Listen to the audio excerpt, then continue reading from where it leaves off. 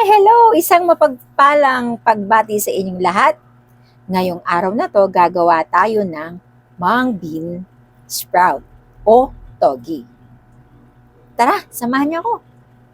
In 5, 4, 3, 2, 1. Ayon sa nutritionandyou.com, ang togi o ang mung bean sprout ay mayaman sa nutrisyon. Ito ay may mababang calorie,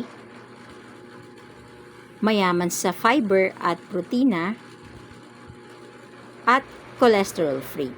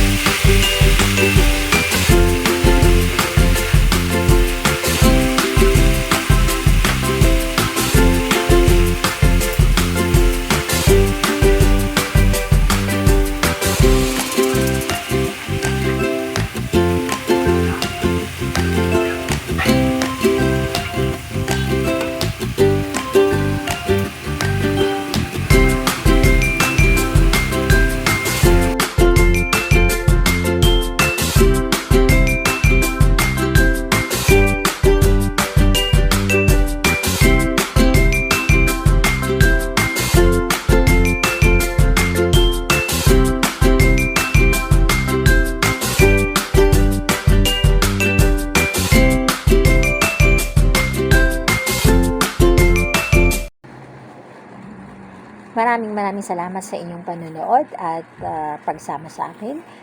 Sana'y naibigan niyo ito at ang lahat na ito ay ilalagay ko sa description at kung sakaling gusto niyo gawin, siguradong hindi kayo magsisisi dahil perfect at punong-puno ng nutrisyon ang inyong pang-ulam ngayon.